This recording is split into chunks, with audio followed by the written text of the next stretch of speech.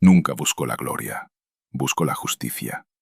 El niño de una familia pobre de emigrantes, que perdió a su padre a manos de asesinos, se convirtió en el hombre que construyó el ejército de todo un pueblo desde cero. Esta es la historia de Jaim Laskov, soldado, general y conciencia de Israel. 1919. Una pequeña ciudad bielorrusa llamada Borisov. Aquí, en la familia de Moshe e Ita Laskov, nace un niño destinado a entrar en la historia. Pero por ahora nadie lo sabe. La familia vive como millones de familias judías de aquella época, con la sensación constante de ser extraños, de ansiedad y de fragilidad ante el mañana. Europa del Este nunca fue un verdadero hogar para los judíos. Era un refugio temporal que en cualquier momento podía mostrar sus colmillos. En 1925, la familia Laskov toma una decisión que lo cambiará todo. Parten hacia Palestina. No en busca de riqueza, no la había. No por una carrera, por delante estaba lo desconocido. Viajaban por una sola palabra que los judíos pronunciaban en voz baja, casi en susurros, pero que ardía dentro de cada uno de ellos. Hogar. Haifa no lo recibió con los brazos abiertos. La ciudad era polvorienta, ruidosa, multilingüe y absolutamente indiferente a otra familia judía sin recursos. Se instalaron en uno de los barrios más pobres. El dinero apenas alcanzaba para la comida. Moshe Laskov trabajaba todo lo que podía. Ita mantenía a la familia unida con sus últimas fuerzas. El pequeño Jaim creció en esa atmósfera, donde la pobreza era la norma y el orgullo era lo único que no podían arrebatarle. Estudiaba en la escuela de Haifa, absorbía el idioma, la historia, las ideas. A su alrededor se construía un nuevo mundo. El Yishuv, la sociedad judía en Palestina que cada día conquistaba su derecho a existir. Y el adolescente sentía ese pulso, inquieto, vivo, exigente de participación. Pero el año 1930 dividió su vida en un antes y un después. Los disturbios árabes recorrieron toda Palestina en una ola de violencia. Haifa no fue la excepción. Fue entonces cuando Moshe Laskov, el padre, el sostén, el pilar de la familia, fue asesinado. Asesinado por árabes. Simplemente porque era judío, y estaba en el lugar equivocado, en el momento equivocado. Jaim tenía 11 años. ¿Qué le ocurre a un niño que ve cómo la injusticia le arrebata lo más querido? Unos se rompen, otros se endurecen. Jaim Laskov eligió el segundo camino, no por crueldad, sino por una comprensión que llega antes de lo que debería. Comprendió. La indefensión mata. No solo físicamente, mata la dignidad, el futuro, la esperanza. Y decidió que nunca más, ni él ni su pueblo, estarían indefensos. En el año 32, con 13 años, se unió a la Haganá. No por romanticismo, no por sed de aventuras. Llegó allí con un dolor que aún no se había enfriado, y con una pregunta que no le daba paz. ¿Cómo proteger a los que amas, en un mundo donde la ley no funciona para tu pueblo? Esa pregunta se convertiría en la pregunta principal de toda su vida, y toda su vida se convertiría en la respuesta. La Haganá de los años 30 no era un ejército en el sentido habitual.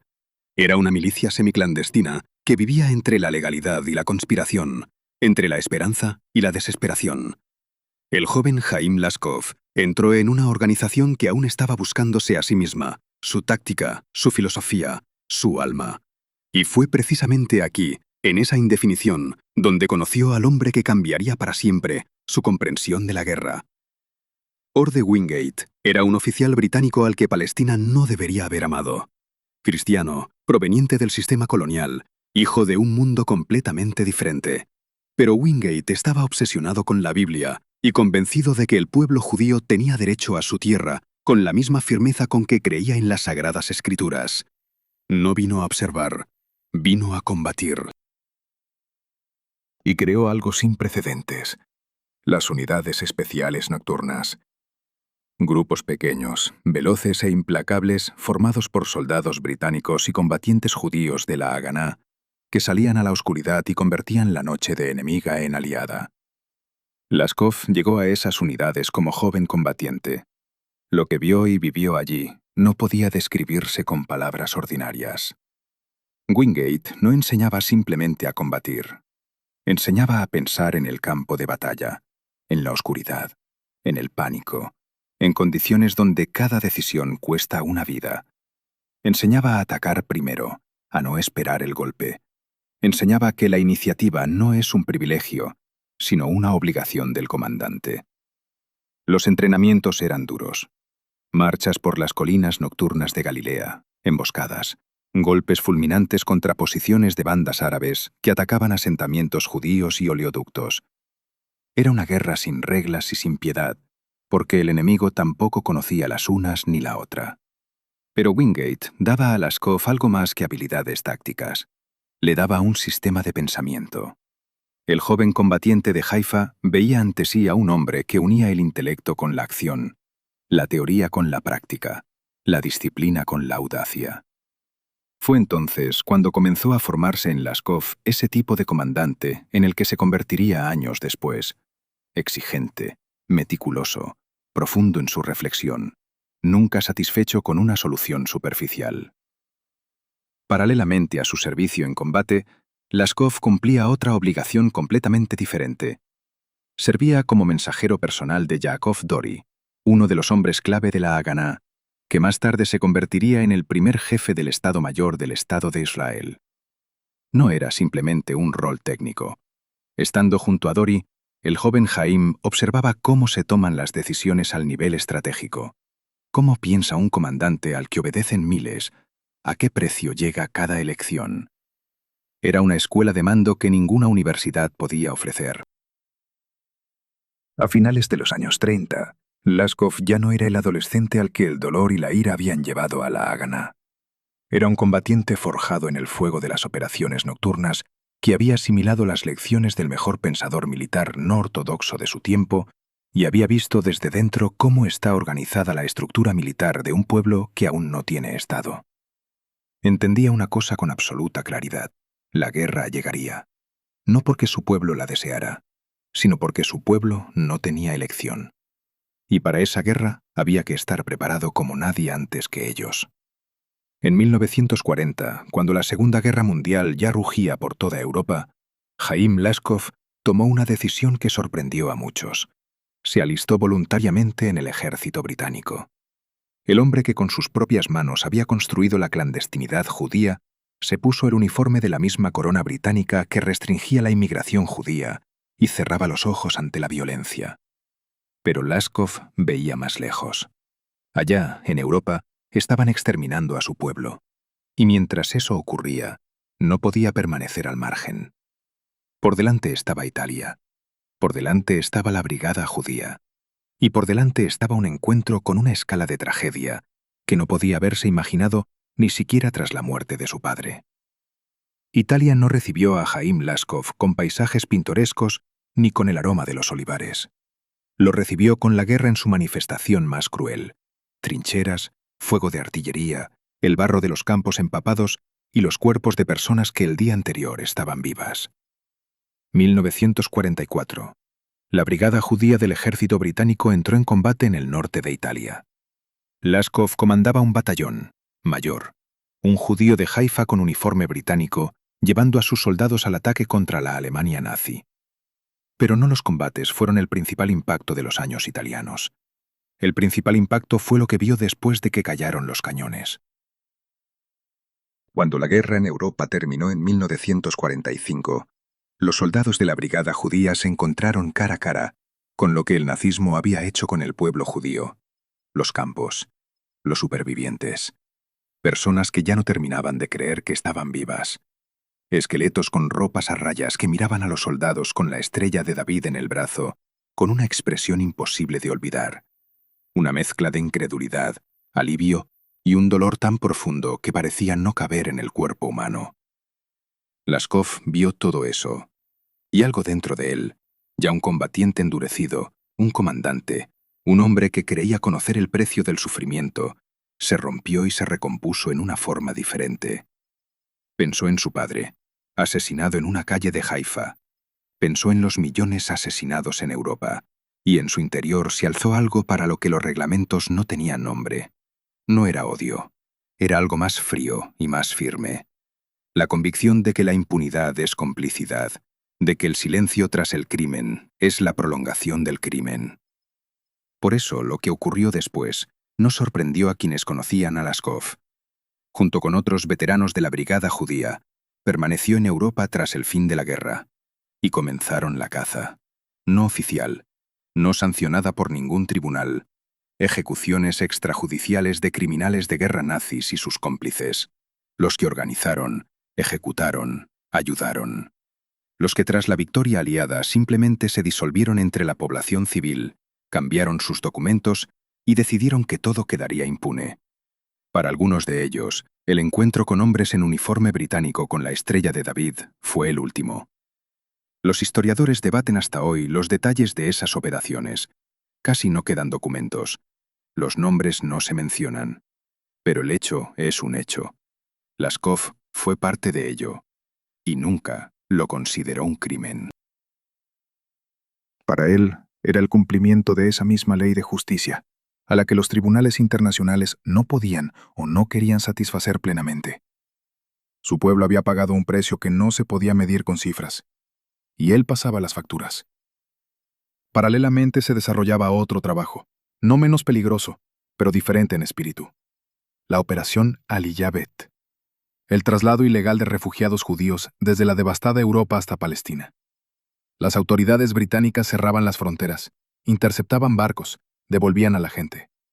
Y los soldados de la brigada judía, arriesgando sus propios galones y su libertad, organizaban rutas, conseguían documentos, trasladaban cientos y miles de personas que ya no tenían hogar, ni familia, ni pasado. Solo una frágil esperanza en un futuro en alguna orilla del Mediterráneo. Laskov hacía ambas cosas. De día, un mayor británico de porte impecable y órdenes precisas. De noche, un hombre para quien el uniforme era solo una envoltura, y cuya verdadera guerra transcurría según las leyes de la conciencia, no del reglamento. Cuando finalmente regresó a Palestina, era ya otro. No quebrado, pero fundido de nuevo. En él se habían unido el dolor del niño que perdió a su padre, la ira del soldado que había visto el Holocausto, y la fría determinación del comandante que sabe, la verdadera guerra de su pueblo apenas comienza. 1948. Los británicos abandonan Palestina. El Estado de Israel es proclamado. Y en ese mismo instante, la guerra. Los ejércitos árabes de varios estados marcharon hacia las fronteras del recién nacido país con un solo objetivo: destruirlo antes de que pudiera dar su primer aliento. Israel no tenía ejército. Había una Haganá, una organización combativa forjada en escaramuzas y operaciones clandestinas, pero que nunca había combatido como fuerzas armadas regulares contra ejércitos regulares. No había reglamentos. No había sistema de entrenamiento. No había un cuerpo de oficiales en el pleno sentido de la palabra. Y fue en ese momento, un momento de caos absoluto y peligro mortal, cuando Haim Laskov recibió una misión de la que literalmente dependía todo. Creó los primeros cursos de oficiales en tiempos de guerra en la historia de Israel, desde cero, sin programas preparados, sin libros de texto, sin suficientes instructores experimentados. Él mismo escribía los reglamentos, apoyándose en la experiencia británica, en las lecciones de Wingate, en su propia comprensión de qué ejército necesitaba ese pueblo y esa tierra. Las personas que llegaban a esos cursos por la mañana como civiles sin instrucción, semanas después se marchaban como comandantes. No era una academia militar, era una fragua de supervivencia. Pero Laskov no se limitó al papel de instructor. Formó el primer batallón blindado de Israel y personalmente lo llevó al combate. Latrun. El nombre de ese lugar se convirtió en sinónimo de sangre y tenacidad. Aquí las fuerzas israelíes chocaron una y otra vez contra las posiciones jordanas fortificadas que bloqueaban el camino a Jerusalén. Las bajas eran enormes. No había modo de romper el frente. Pero cada ataque era una lección, cruel, costosa, irreemplazable. Luego vinieron las operaciones Dekel e Iram, las batallas por Galilea. Laskov ya comandaba una brigada, combatía como le había enseñado Wingate, velozmente, de manera inesperada, sin dar al adversario tiempo para reponerse. Galilea fue liberada, Nazaret tomada, las regiones del norte del país defendidas. Al final de la Guerra de Independencia, Jaim Laskov ya no era simplemente un comandante en combate. Era un arquitecto. Un hombre que construía y defendía al mismo tiempo. Creaba las instituciones del ejército con una mano y sostenía el arma con la otra. Israel sobrevivió a esa guerra gracias a muchos, pero el hecho de que el joven ejército tuviera un sistema, reglamentos, oficiales, unidades blindadas, fue en gran medida obra suya. 1951. La guerra ha quedado atrás. Israel ha resistido. Y fue precisamente en ese momento cuando se produjo un nombramiento que desconcertó a muchos y divirtió a algunos. Jaim Laskov, tanquista, infante, hombre que nunca en su vida había empuñado los mandos de un avión, fue nombrado comandante de las Fuerzas Aéreas de Israel. Esa decisión parecía una paradoja, pero quienes conocían de verdad a Laskov entendían la lógica. Las fuerzas aéreas del joven Estado no necesitaban a un piloto al mando. Necesitaban a un organizador, a un hombre de pensamiento sistémico, capaz de construir una estructura desde cero. Y eso era precisamente lo que Laskov sabía hacer mejor que nadie. Se puso manos a la obra con su característica meticulosidad, disciplina, subordinación, estándares claros, todo lo que había asimilado en el ejército británico y perfeccionado durante los años de la Guerra de Independencia. Bajo su mando, las fuerzas aéreas comenzaron a prepararse para recibir los primeros aviones a reacción, los cazas Meteor. La aviación dejaba de ser un instrumento auxiliar y se convertía en una fuerza estratégica. Pero dentro de ese general severo y exigente vivía otro hombre, un intelectual al que le resultaba estrecho el marco de la mera práctica militar. En el año 53, al concluir su mando de las fuerzas aéreas, Laskov hizo algo que ningún general israelí de su rango había hecho antes. Dejó el ejército y viajó a Gran Bretaña, a estudiar. Oxford, filosofía, economía, ciencias políticas. Un general de combate en un pupitre universitario, entre jóvenes para quienes la guerra era únicamente un concepto histórico. ¿Qué buscaba allí? El propio Laskov nunca dio una respuesta directa, pero las personas que lo conocían decían lo mismo. Siempre sintió que la fuerza sin comprensión es ciega. Que un comandante que no reflexiona sobre la naturaleza del poder, sobre el sentido del Estado, sobre el precio de las decisiones, es doblemente peligroso. Oxford no era para él una huida del ejército. Era la continuación del mismo servicio, solo que por otros medios. En el año 55 regresó. Israel lo esperaba, y de inmediato lo nombró subjefe del Estado Mayor. Parecía que el camino hacia arriba estaba abierto y despejado. Pero aquí le esperaba un enfrentamiento que se convirtió en una de las pruebas más dolorosas de su vida. En la cima estaba Moshe Dayan, carismático, audaz, favorito de la prensa y los políticos. Y entre dos hombres fuertes, con caracteres y visiones del ejército absolutamente distintos, estalló de inmediato un conflicto. Dayan era un jugador intuitivo, Laskov, un hombre de sistema y principios. No podían coexistir en una misma jerarquía sin chocar. Dayan venció en ese enfrentamiento burocrático. Laskov fue degradado, de subjefe del Estado Mayor a comandante de las fuerzas blindadas. Para un hombre con su historial era una humillación. Pero Laskov no se quebró ni se marchó. Absorbió el golpe y comenzó a prepararse. Porque sabía lo que solo saben las personas verdaderamente fuertes. El tiempo siempre pone todo en su lugar. 1956. La campaña del Sinaí. Israel golpea a Egipto en alianza con Gran Bretaña y Francia. Laskov comanda la División 77 en el Frente Norte, la Franja de Gaza, Rafah, el Arish. Fue aquí, en la ardiente arena del Sinaí, donde tuvo la oportunidad de responder a todos los escépticos y, ante todo, a un hombre concreto llamado Moshe Dayan. La división de Laskov actuó exactamente como él toda su vida había enseñado a combatir, velozmente, con dureza, sin detenerse. Las posiciones de importancia estratégica fueron tomadas en plazos que el Estado Mayor no esperaba, pero la guerra le trajo también una prueba personal. Asaf Simhoni, comandante del Distrito Sur, murió en un accidente de aviación en plena campaña, y Laskov asumió de inmediato su mando, sin pausa, sin rodeos. Llevó la operación hasta el final y organizó la retirada de las tropas israelíes del Sinaí bajo presión internacional.